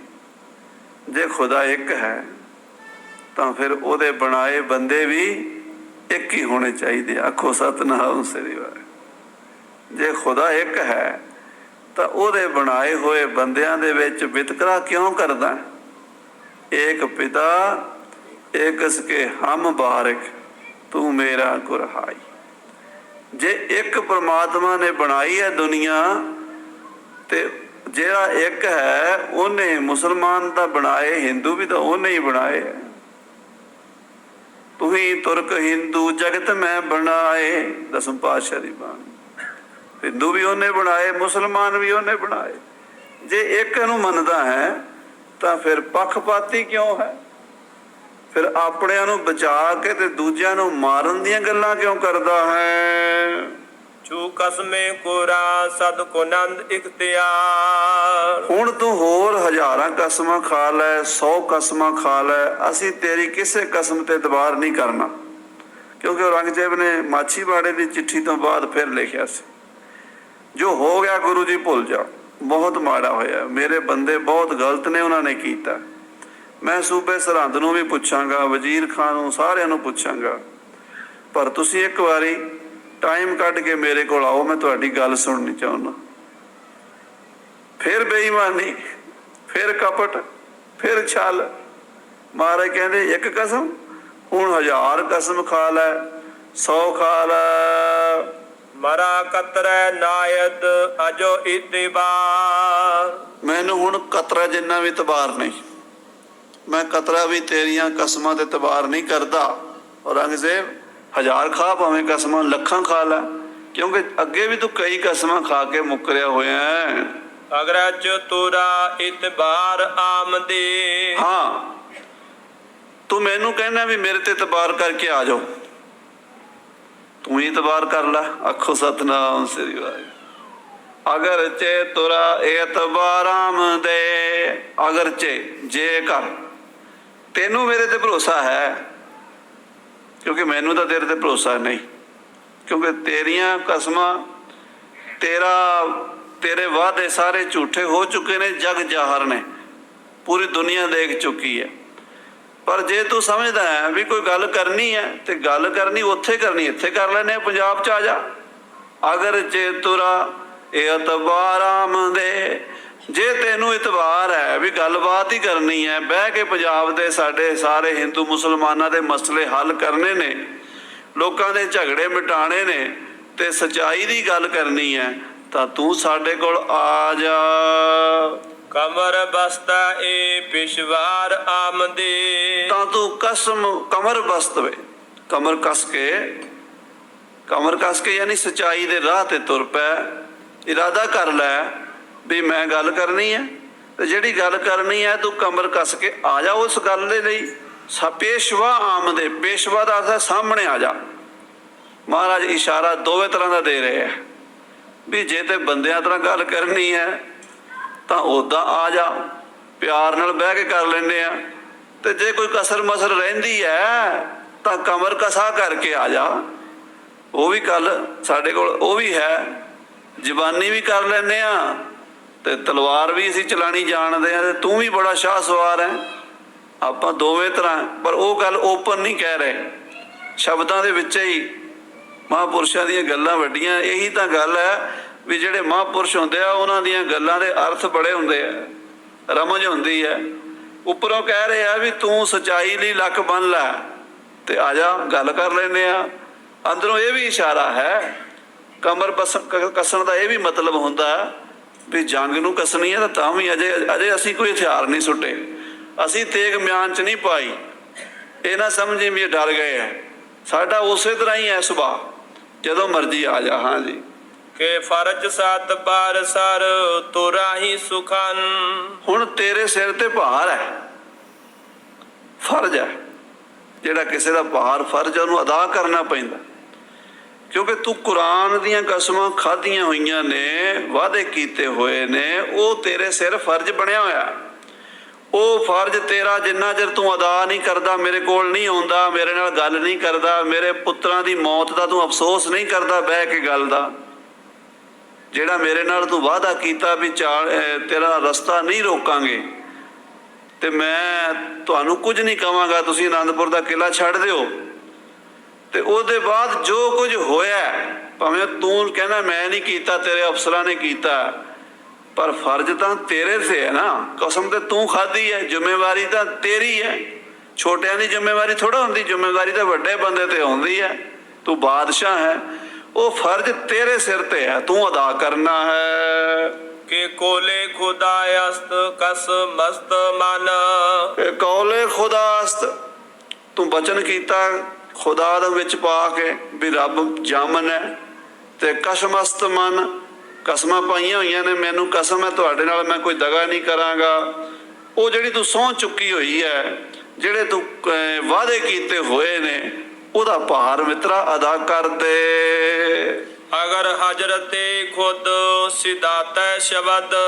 ਮਹਾਰਾਜ ਕਹਿੰਦੇ ਔਰੰਗਜ਼ੇਬ, ਜੇ ਤੂੰ ਮੇਰੇ ਸਾਹਮਣੇ ਖੜਾ ਹੁੰਦਾ, ਜੇ ਤੂੰ ਮੇਰੇ ਕੋਲ ਆ ਜਾਂਦਾ, ਅਗਰ ਹਜ਼ਰਤੇ ਖੁਦ ਸਿਧਾਤੈ ਸ਼ਬਦ, ਹਜ਼ਰਤ ਕਹਿੰਦੇ ਬਾਦਸ਼ਾਹ ਨੂੰ, ਸਤਿਕਾਰ ਵਾਲਾ ਸ਼ਬਦ ਹੈ।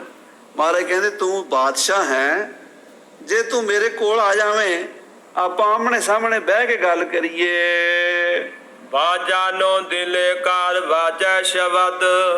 ਤਾਂ ਫਿਰ ਵਾਜਿਬ ਗੱਲ ਜਿਹੜੀ ਹੈ ਨਾ ਉਹ ਕਲੀਅਰ ਹੋ ਜਾਣੀ ਸੀ।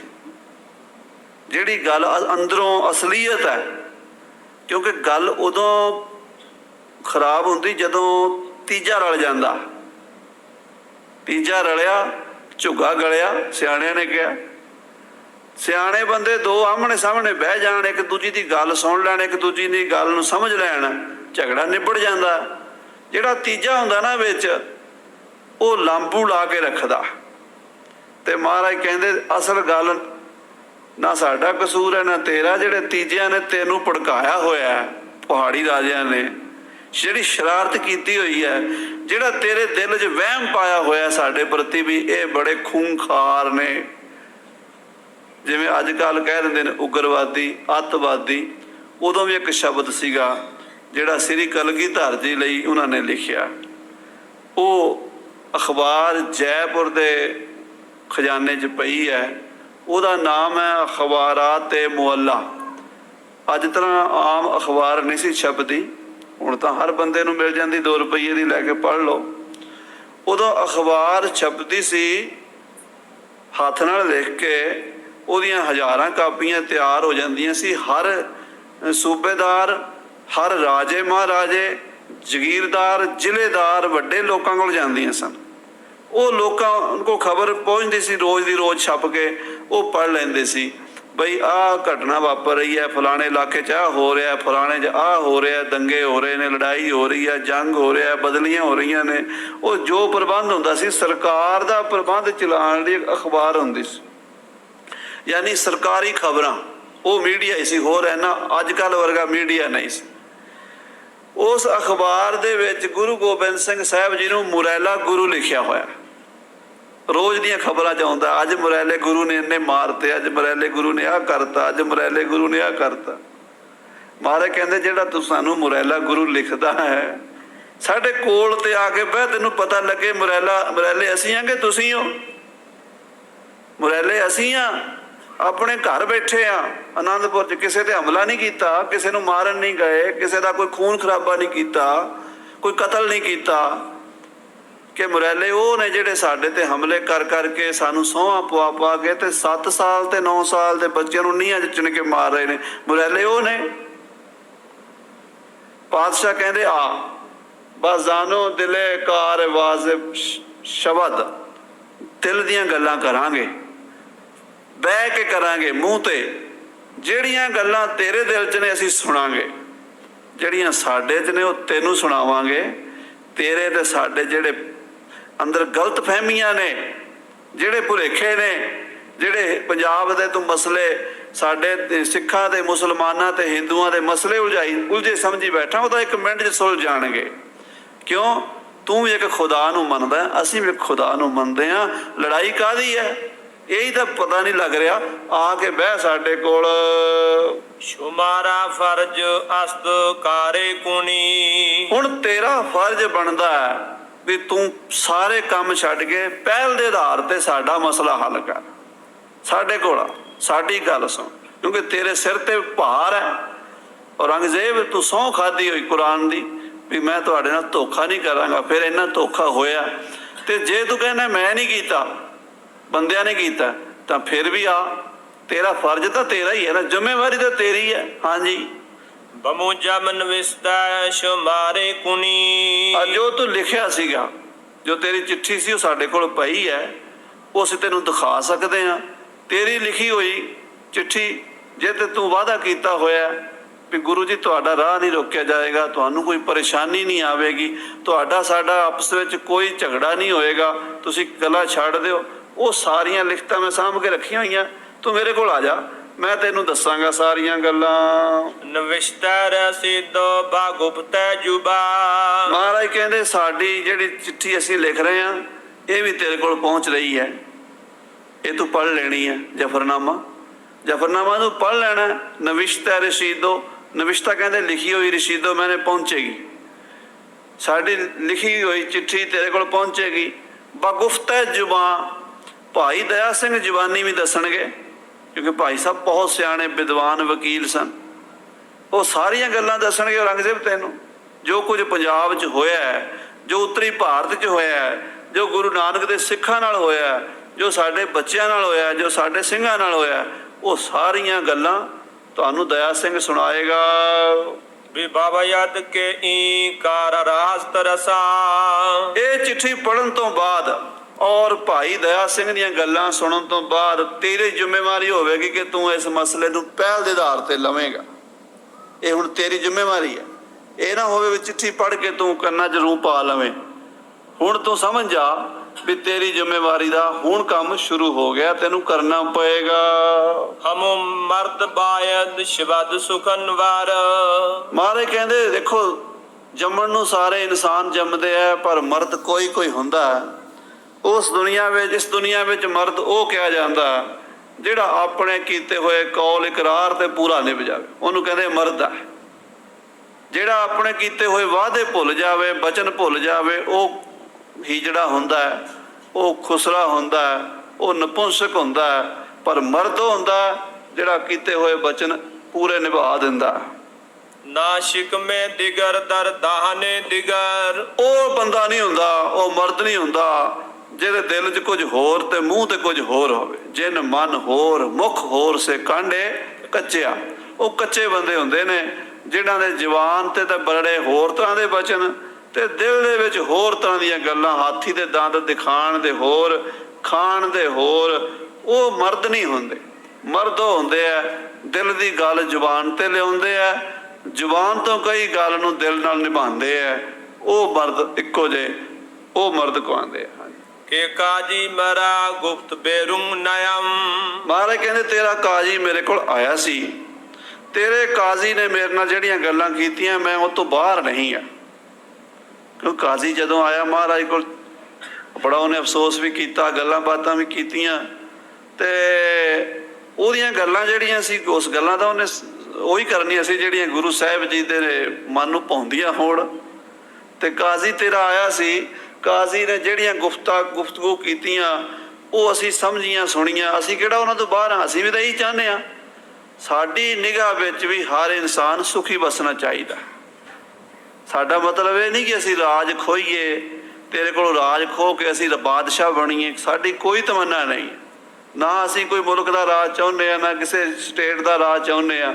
ਅਸੀਂ ਚਾਹੁੰਦੇ ਹਾਂ ਐਸਾ ਰਾਜ ਹੋਵੇ ਜਿਹਦੇ 'ਚ ਹਰ ਬੰਦਾ ਸੁਖੀ ਵਸੇ। ਬਸ ਇਹੀ ਸਾਡਾ ਇੱਕ ਸੁਪਨਾ ਹੈ। ਅਗਰ ਰਾਸਤੀ ਖੁਦ ਬਿਆਰੀ ਕਦਮ। ਜੇ ਤੂੰ ਸੱਚੀ ਉਹ ਗੱਲਾਂ ਚਾਹੁੰਦਾ ਜਿਹੜੀਆਂ ਕਾਜ਼ੀ ਨੇ ਸਾਨੂੰ ਕਹੀਆਂ, ਕਿਉਂਕਿ ਕਾਜ਼ੀ ਨੇ ਆਪਣੇ ਵੱਲੋਂ ਤਾਂ ਕਹੀਆਂ ਨਹੀਂ, ਉਹਨੇ ਔਰੰਗਜ਼ੇਬ ਵੱਲੋਂ ਕਹੀਆਂ ਸਨ।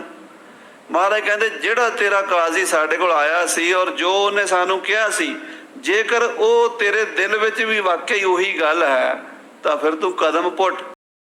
ਔਰੰਗਜ਼ੇਬ ਆਪਾਂ ਬਹਿ ਕੇ ਸਾਰੇ ਮਸਲੇ ਹੱਲ ਕਰ ਲਈਏ। ਲੜਾਈਆਂ ਨਾਲ ਮਸਲੇ ਹੱਲ ਨਹੀਂ ਹੋਣੇ, ਵਿਚਾਰ ਨਾਲ ਹੋਣੇ। ਤੂੰ ਵਿਚਾਰ ਕਰ ਲੈ। ਤੁਰਾ ਗਰਭ ਬਾਇਤ ਬਾ ਕੌਲੇ ਕੁਰਾ। ਅੱਛਾ, ਜੇ ਤੂੰ ਕਵੇਂ ਵੀ ਗੁਰੂ ਗੋਬਿੰਦ ਸਿੰਘ ਦਾ ਤਾਂ ਸਾਰਾ ਕੁਝ ਉਜੜ ਪੁਜੜ ਗਿਆ, ਜਿਹੜੀ ਮੈਂ ਕੁਰਾਨ ਦੇ ਉੱਤੇ ਚਿੱਠੀ ਲਿਖ ਕੇ ਭੇਜੀ ਸੀ ਉਹ ਕਿਹੜਾ ਉੱਥੇ ਸਾਂਭ ਕੇ ਰੱਖੀ ਹੋਣੀ ਹੈ। ਔਰੰਗਜ਼ੇਬ ਮੇਰਾ ਸਾਰਾ ਕੁਝ ਉਜੜ ਪੁਜੜ ਗਿਆ, ਪਰ ਮੈਂ ਤੇਰੀ ਚਿੱਠੀ ਸਾਂਭ ਕੇ ਰੱਖੀ ਹੋਈ ਹੈ। ਔਰ ਉਹ ਕੁਰਾਨ ਵੀ ਮੇਰੇ ਕੋਲ ਸਤਿਕਾਰ ਨਾਲ ਪਈ ਹੈ, ਜਿਹੜੀ ਕੁਰਾਨ ਦੇ ਉੱਤੇ ਤੇਰਾ ਲਿਖਿਆ ਹੋਇਆ ਐਦਨਾਮਾ ਕਿ ਤੁਸੀਂ ਕਿਲਾ ਛੱਡ ਦਿਓ ਤੇ ਤੁਹਾਨੂੰ ਅਸੀਂ ਕੁਝ ਨਹੀਂ ਕਵਾਂਗੇ, ਉਹ ਮੇਰੇ ਕੋਲ ਸਾਂਭ ਕੇ ਰੱਖੀ ਹੋਈ ਹੈ। ਵਨਜ ਦੇ ਸ਼ੁਮਾਰਾ ਰਸ਼ਨਾਨਮ ਹਮਾ।